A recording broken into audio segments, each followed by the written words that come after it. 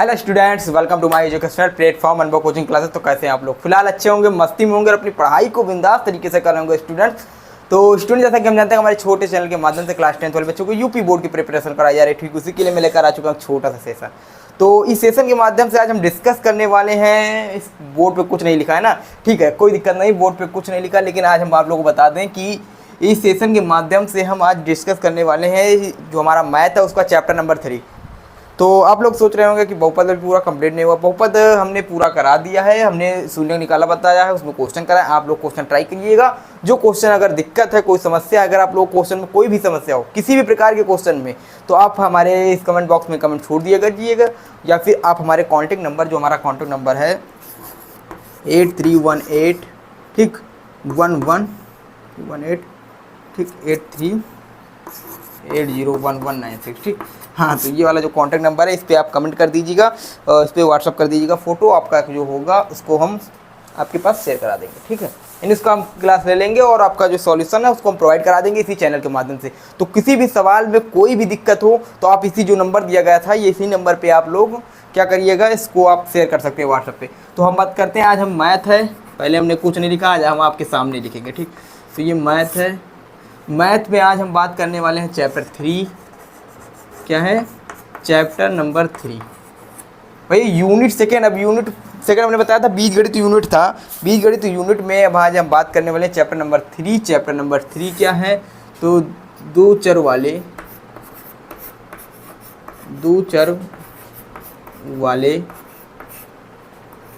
रैखिक समीकरण, ठीक। तो हमारे पास जो चैप्टर है, इस चैप्टर का क्या है, ये दो चर वाले रैखिक समीकरण चैप्टर है। यानी हम जो लेकर आए हैं ये सेशन, इस सेशन में आज हम अगला चैप्टर पार्ट बात करेंगे इस सेशन के माध्यम से, दो चर वाले रैखिक समीकरण, जैसा कि आप लोगों ने थंबनेल देखकर यहाँ पर आए हैं, ठीक।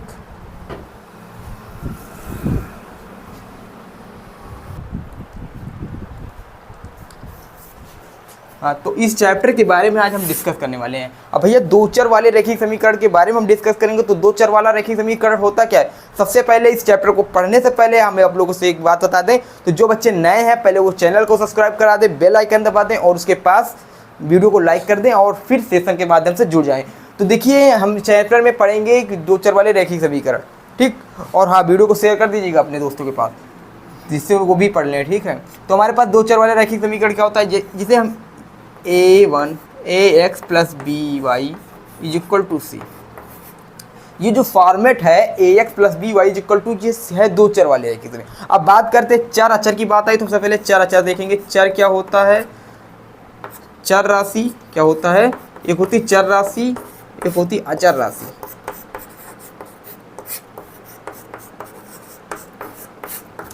चर राशि की बात करें तो चर राशि में आता है एक्स वाई जेड, ठीक है, इसी तरह की चीज़ डैश डैश। इसमें गिनतियाँ आती हैं 1 2 3 4 5 6 डैश डैश। अब यहाँ से यहाँ मिला आ से हम बना देते हैं अंक। क्या है? अगर किसी भी अचर राशि जिसमें अंक सम्मिलित हो, अंक के लिए अगर हम कुछ लिखते हो तो उसे क्या कहते हैं? अचर राशि कहते हैं। तो जैसे 1 2 3 ये सब अचर हैं।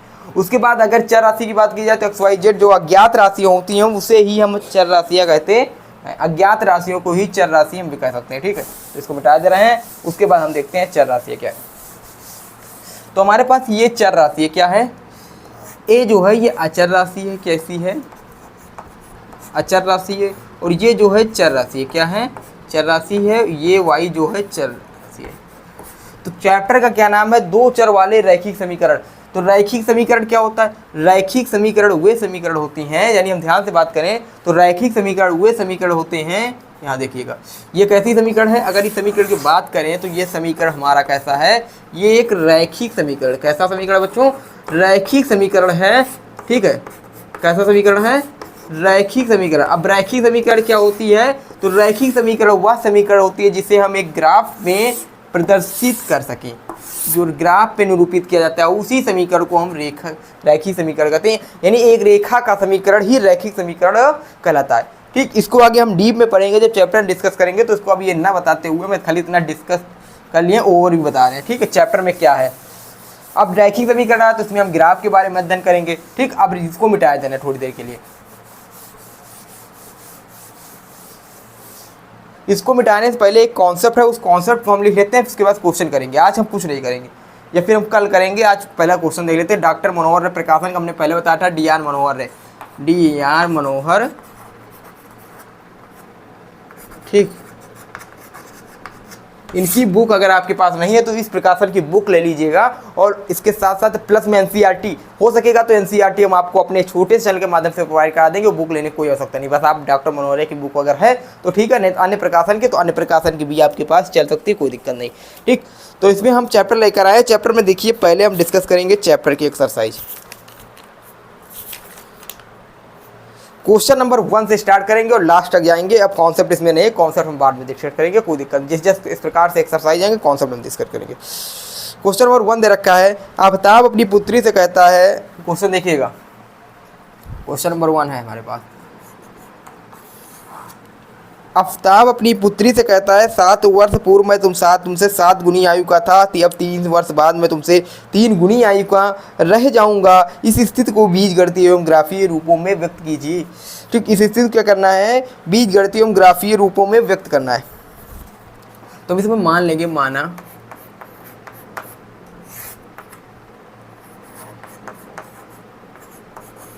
आफताब, अगर इस तरह क्वेश्चन अगर नहीं समझ में आ रहा है तो समझ लीजिएगा, क्योंकि इसी तरह क्वेश्चन आएंगे। माना आफताब की आयु बराबर x, वर्तमान आयु मान लीजिए, ठीक। आफताब की वर्तमान आयु इस तरह मानिएगा, मान लेते हैं आफताब की क्या है, वर्तमान आयु हम 1 वर्ष मानते हैं, ठीक है। आफताब की वर्तमान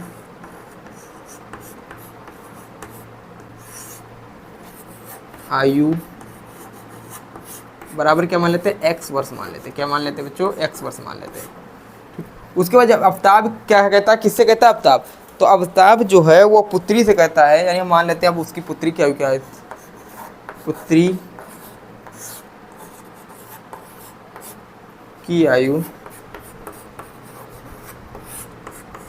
पुत्री की वर्तमान आयु, चलो वर्तमान लिख लो भैया, पुत्री की वर्तमान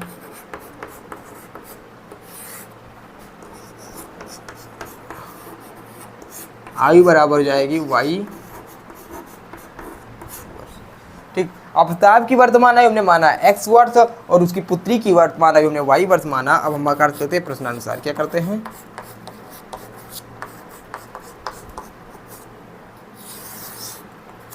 प्रश्नानुसार सॉल्व करने की कोशिश करेंगे। तो स्टेप 1 आता है, स्टेप 1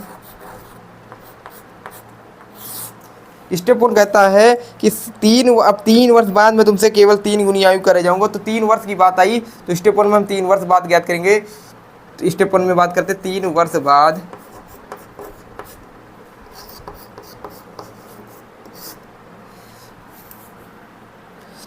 बाद, आफताब की आयु, आफताब की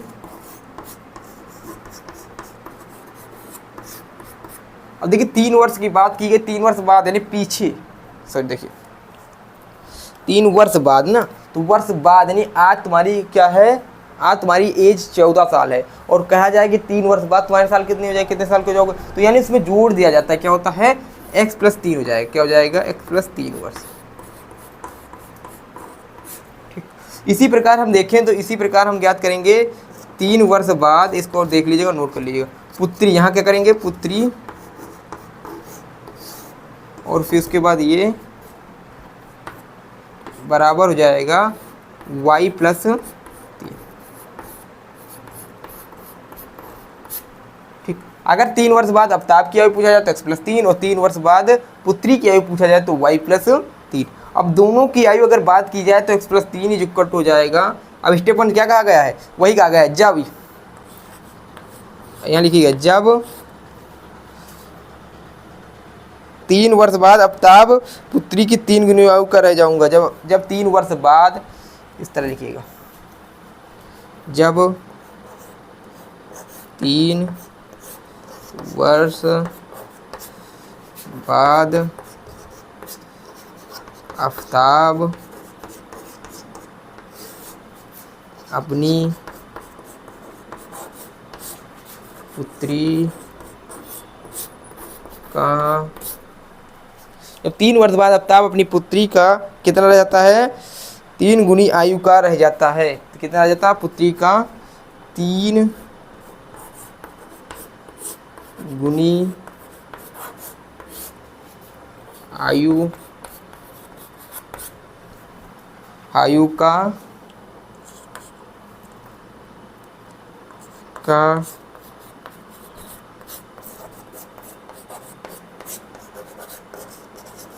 रहता है।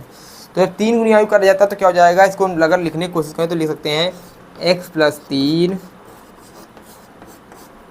Equal to y+3।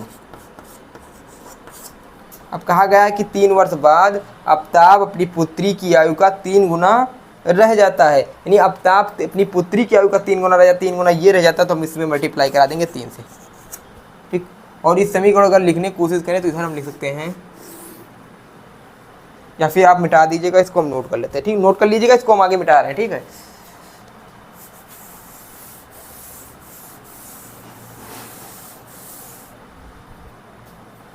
इसके बाद हम लिखते हैं x+3 is equal to y+3 into multiply 3।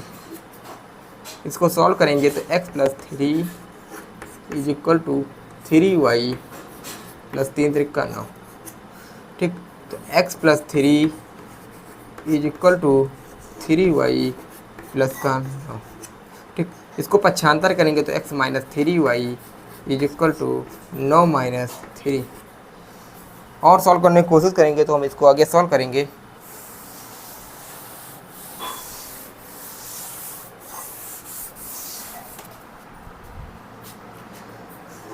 x - 3y is equal to 6। हमारे पास एक ही समीकरण मिला, क्या मिला, एक ही समीकरण मिला। अब समीकरण दूसरा बनाने की कोशिश करेंगे। दूसरा समीकरण कैसे बनाएंगे, तो स्टेप सेकंड के माध्यम से दूसरा समीकरण कराएंगे, लेकिन किंतु ध्यान सुनिए, किंतु अब की बार हम हिंदी नहीं लिखेंगे। अब आपको पहले हमने बता दिया था, जो क्वेश्चन आप कराएंगे उस क्वेश्चन में कोई भी वर्ड नहीं लिखेंगे, कोई भी हिंदी नहीं लिखेंगे, बस आपको डायरेक्ट क्वेश्चन समझाएंगे, ठीक है। इसीलिए हमने पहले बता दिया था हिंदी कैसे लिखा जाता है। आप लोग पेपर एग्जाम में जब दीजिएगा, एग्जाम में आप लोग क्या करिए, हिंदी सहित लिखिएगा। हम यहाँ हिंदी नहीं लिखेंगे, हिंदी आप लोग को बताएंगे खाली किस प्रकार लिखना है, बताया गया। उसके बाद कि 3 वर्ष बाद रह जाऊंगा इस स्थिति को ग्राफ वर्ष, ओ सॉरी एक मिस्टेक हुआ, बहुत ही बड़ा मिस्टेक हुआ, चलिएगा। तो जो हमने भाई किया है ये स्टेप सेकंड था, जो हमने अभी किया स्टेप सेकंड था, स्टेप फर्स्ट ये है, ठीक। अभी तक हमने जो किया है पीछे आप देख लीजिएगा, ये स्टेप सेकंड से समीकरण नंबर 2 बना है, ठीक। समीकरण नंबर दूसरा हमने बना दिया है, ठीक। सेकंड स्टेप से समीकरण नंबर 2 बना है, ठीक। अब स्टेप सेकंड से अब जो फर्स्ट स्टेप है यहाँ दे रखा, 7 वर्ष पूर्व मैं तुमसे 7 गुनी आयु का था, तो 7 वर्ष पूर्व दोनों की आयु, 7 वर्ष पूर्व दोनों की आयु, तो दोनों की आयु यानी क्या हो जाएगी, दोनों की आयु, ठीक है क्या ना। तो 7 वर्ष पूर्व, तो x - 7 बराबर हो जाएगा y - 7।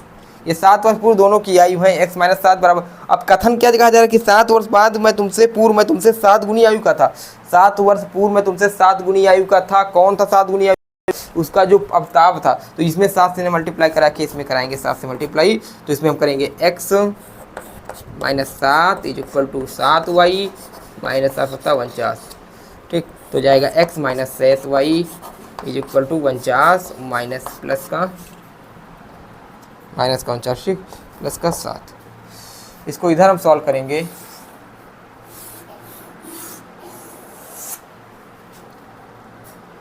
तो x - 7y is equal to 49 - 7 ना, माइनस का 42 क्या हो जाएगा, माइनस का 42। ये हमारे पास समीकरण नंबर 2 1 प्राप्त होगा, क्या हो जाएगा, 1 समीकरण।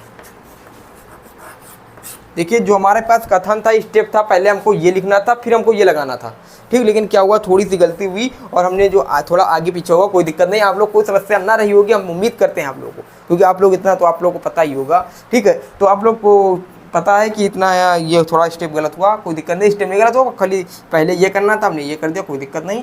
आप समीकरण हमको मिल गए, हम समीकरण नोट करेंगे, उसके बाद इसको मिटा दे रहे हैं, ठीक।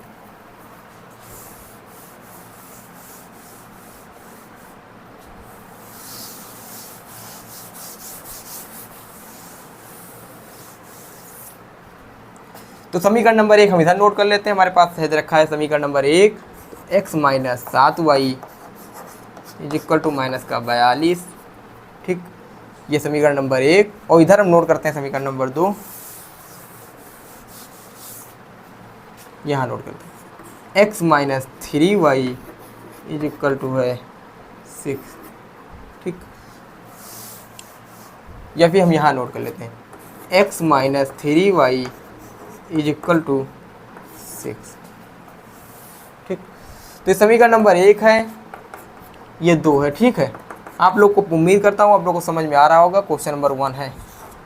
अब इनके हम क्या करेंगे, ग्राफ में निरूपित करना है, तो इनके हम एक बिंदु ज्ञात कर लेंगे। बिंदु कैसे ज्ञात किया जाता है, गेंद तैयार कीजिएगा।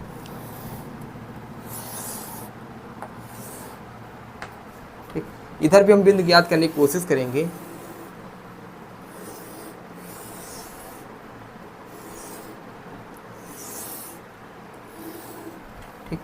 और इसको हम मानेंगे x क्या है, ये x है, ये y है, और ये हमारे पास x है, ये है y, ठीक।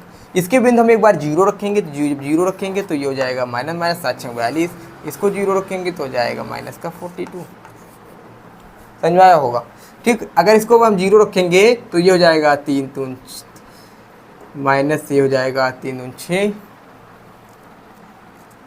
0 तो माइनस का 2, अगर 0 तो प्लस का 6, ठीक, इतना आ जाएगा। अब इनसे हम एक ग्राफ खींचेंगे, जो हमारा लास्ट स्टेप है इस क्वेश्चन का, क्योंकि ग्राफ में निरूपित करना था। तो इसमें मान लेंगे 6 दूनी 12, 6 त्रिक 18, 6 चौक 24, 6 पंचे 30, 6 चाक 36 और 6 सते 42, ठीक। उसी तरह हम ऊपर लिखने की कोशिश करेंगे, यहाँ तक देखिएगा, उम्मीद करते हैं पहुँच जाएगा। 6 दूनी 12, 6 त्रिक 18, 6 चौक 24, 6 पंचे 30, 6 चाक 36, 6 सते 42, ठीक। नीचे लिखने की कोशिश करेंगे 6 दूनी 12, 6 त्रिक 18, 6 चौक 24, 6 पंचे 30, 6 चाक 36, 6 सते 42। इधर भी है 6 दूनी 12, 6 त्रिक 18, 6 चौक 24, 6 पंचे 30, 6 चाक 36, 6 सते 42।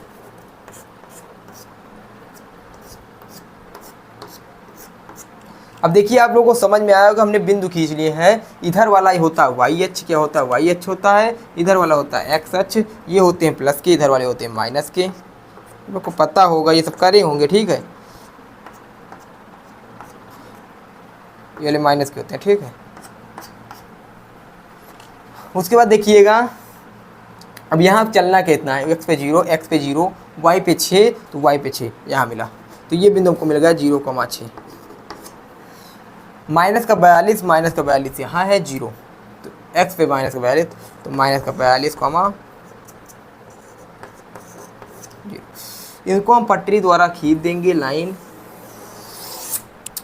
देखिए लाइन खींची नहीं है, ठीक। आप लोग खींच लीजिएगा, पटरी से खींचिएगा तो खींचत बन जाएगा, ठीक। x पर 0, y -2, ठीक। यहाँ 0, -2, उसके बाद 0,6, 0,6 यहाँ, 6,0, 6,0 यहाँ।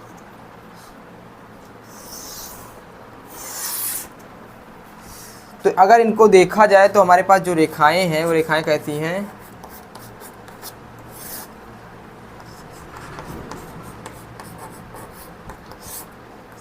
बहुत सॉरी, रेखाएं कैसी, समांतर, कैसी हैं, समांतर। और इसके पीछे कॉन्सेप्ट है, वो कॉन्सेप्ट अभी हमने नहीं बताया है, कॉन्सेप्ट कल बताएंगे। कल वाला सेशन जो होगा हमारे लेक्चर उसमें कॉन्सेप्ट बताएंगे कि देखो देख लो, अच्छा यहाँ देख लो, ये कॉन्सेप्ट होता है कि A1/A2 is equal to B1/B2 is not equal to C1/C2। इसको बाद में करिएगा, खाली इतना समझिएगा, थोड़ा इतना देखो, कल हम जब बताएंगे वो लेक्चर लेके आएंगे। तो देखिए 3 स्टेप है। जब रेखाएं समांतर निकल जाती है, रेखाएं समांतर हैं, तो इसका कोई हल नहीं होता। क्या नहीं होता? कोई हल नहीं होता। ठीक, कैसा हो? समांतर। जब क्या हो? समांतर हो। कैसे हो? समांतर।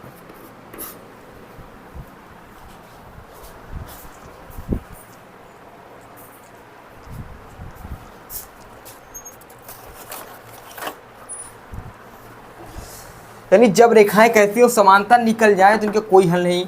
उसके जब रेखाएं कैसी हो? प्रतिच्छेद करें। कैसी करें? प्रतिच्छेद, यानी इस तरह। ठीक, प्रतिच्छेद करें तो इनका एक हल होता। कैसा हल होता है? एक हल। और जब रेखाएं कैसी हो? संपाती हो। कैसी हो? संपाती। एक रेखा के ऊपर दूसरी रेखा। ठीक, संपाती हो तो इनके अनेक हल होते। कैसे होते हैं? अनेक हल होते हैं। ठीक, तो ये हमारे पास कॉन्सेप्ट है। यानी अगर रेखाएं एक बार कुछ भी नहीं टच कर रही हैं, एक भी बार नहीं टच कर रही हैं, यानी जा रही हैं, ठीक, समांतर जा रही हैं, तो हल कैसे होंगे? हल कोई हल नहीं होगा। यानी रेखाएं समांतर निकल रही हैं, एक भी बार नहीं टच किया, कोई हल नहीं।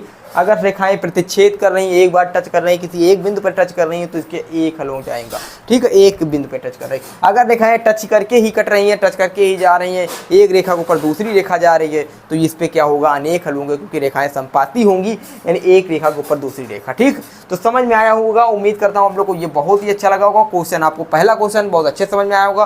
दूसरा क्वेश्चन आप ट्राई कीजिएगा, अगर नहीं समझ में आ रहा है तो हम बताएंगे, क्योंकि हम आप ही के लिए हैं और आप हमारे लिए हैं। ठीक है, तो अगर आप लोगों को सेशन अच्छा लगा तो पहले चैनल को सब्सक्राइब कर दीजिए। जो बच्चे अभी अभी आए हैं, चैनल को नहीं सब्सक्राइब किए, चैनल को सब्सक्राइब कर दें, बेल आइकन दबा दें और अपने दोस्तों के पास हमारा छोटा सा सेशन ये आप लोग शेयर कर दें। ठीक, और उम्मीद करता हूँ आप लोगों को सेशन बहुत अच्छा लगा होगा। और आप लोग को जिस टॉपिक की मांग हो आप लोग बता दीजिएगा। जिस जो चीज़ हमारे इस चैनल पे कमी लग रही होगी आप लोग बस शेयर कमेंट करके बताइएगा क्या कमी है हमारे छोटे चैनल में। ठीक, जो चीज़ कमी है उस कमी को हम सुधारने का प्रयास करेंगे और आप लोग के लिए कुछ नया लाने का तत्पर प्रयास करेंगे, ये हमारी उम्मीद है।